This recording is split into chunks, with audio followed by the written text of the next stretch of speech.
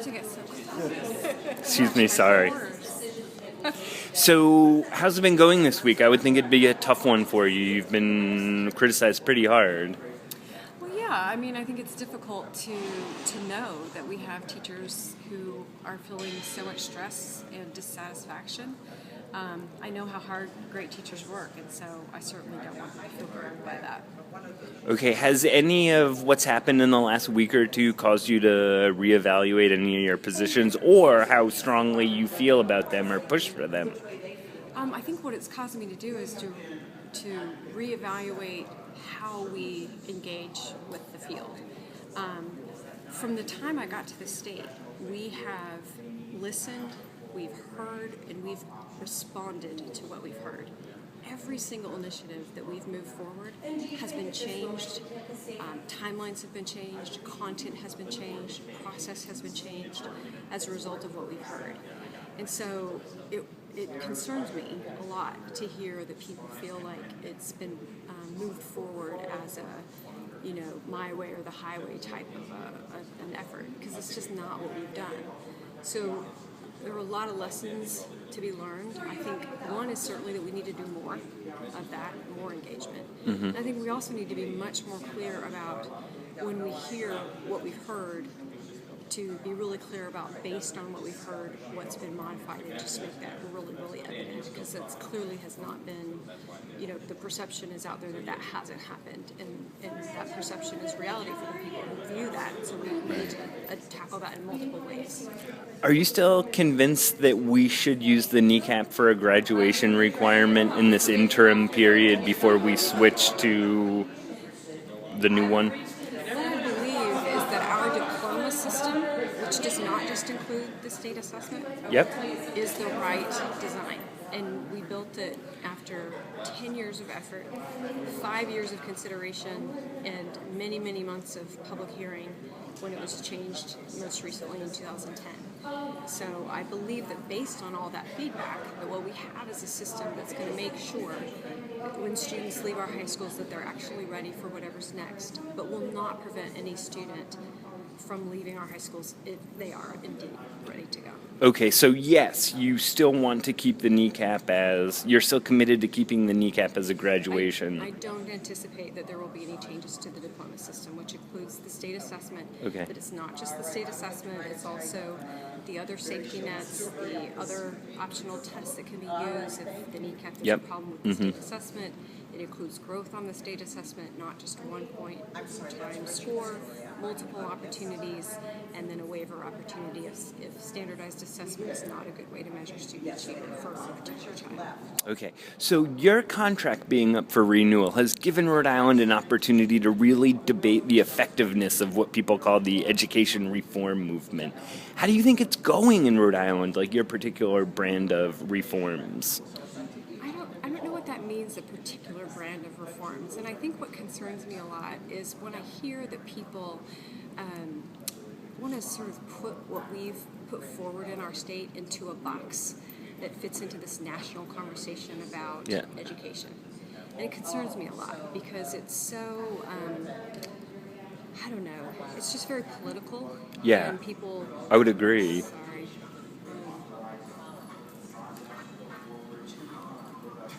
So we were talking about the so-called education reform movement in Rhode Island, and you were saying that you don't like that it's being put in a box. But I actually think that the kind of reforms that you've brought to Rhode Island fit really neat and tidy in that box. Can you give me an example? Pushing with charter schools, school closures, firing teachers, high-stakes testing. What teachers? The Central Falls teachers were given their layoff notices. I mean, my point is, Commissioner, that this is all What happened a few weeks later? They got their jobs back. Okay, so telling teachers, threatening to fire teachers. No, So they weren't just threatened. They received notices. But the question is why. I mean, I don't think... No. My question was, how do you think the reform movement's working in Rhode Island? And you said you didn't like that it was being put in this political box. And what I said is, I think it fits really neat and tidy in that box. How do you feel that your reforms... listed a bunch of things that I don't actually think are what's happening in Rhode Island. So you don't think we've closed schools? You don't think we've instituted high-stakes testing? You don't think that we've made a major push with there's a school in Providence. You don't think we've made a major push with... Deborah, what schools have we closed? Can you tell me? Or what schools have we threatened to close? I'm asking you. You're the one who said we were closing schools. Haven't schools been threatened to close? As a result of state policy? Yeah. Is that incorrect? Is that incorrect? Okay. That's why I'm asking the question, because I think that's a perfect example of when you say it fits neat and tidy into these boxes, and then you list out what those are. Uh-huh. They're not part of what we're doing. So, for example, what you might be referring I guess what I meant was threatening. So I feel that there's a lot of Rhode Islanders who feel that threatening to close schools fits pretty closely with that. Threatened to close schools. I'm really embarrassed that I can't remember right now, but are you saying that no school in Rhode Island has ever been threatened to be closed? Not that I know of. Okay. So I think I would Okay. like to have that conversation with you. Cool. But I think this is just a great example of, because there are things happening nationally, we attach ourselves to it, and then we start to project all kinds of things onto the state. I actually think what we're doing in the state is incredibly balanced. I'll give you an example. One of the places where there are different reasons that states or districts close schools. Sometimes it happens because of budgeting, and that has happened in the state since I've been here, but I don't have anything to do with that. It's something that happens at the local level. The thing that does happen at the state level is when schools are closed, and sometimes at the district level, when schools are closed because of performance reasons. So in Rhode Island, and that's federal law, but if a school is not performing, and before we got our waiver, there was very prescriptive rules about what was required for intervention. And in Central Falls, for example, the superintendent and the community group that she put together, which included the teachers union, decided that they wanted to use the one that's called transformation, which was the least, disruptive one.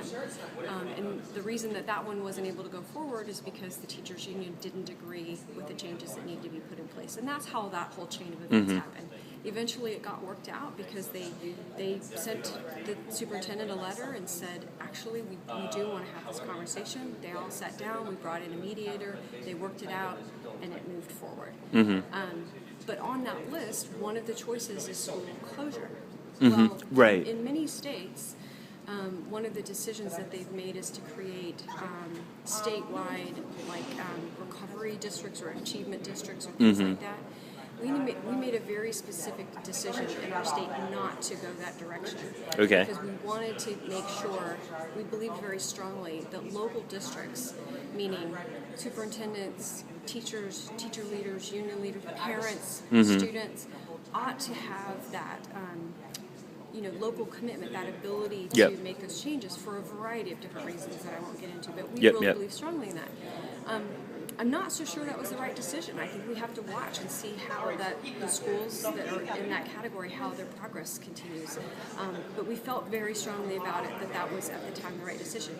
So closure, while on the list because it was part of the federal law, wasn't something that we contemplated in the state. We made other decisions. I'll give you another example. Even before we got our waiver, we were still restricted to those very specific... Can you understand how... Okay, please do, and then I'll go on, okay? Thanks. So in that very specific list, one of the things that was happening in Providence at the time was this labor management partnership.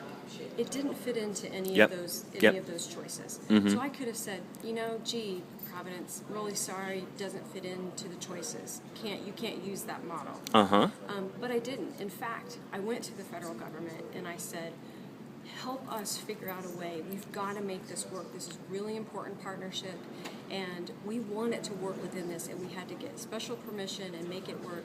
And eventually they weren't able to carry it out, but later it came back, and when we designed our waiver, we specifically wrote into our waiver a practice that would allow those kinds of labor management partnerships to be a way in which schools schools that are struggling are able to turn themselves around.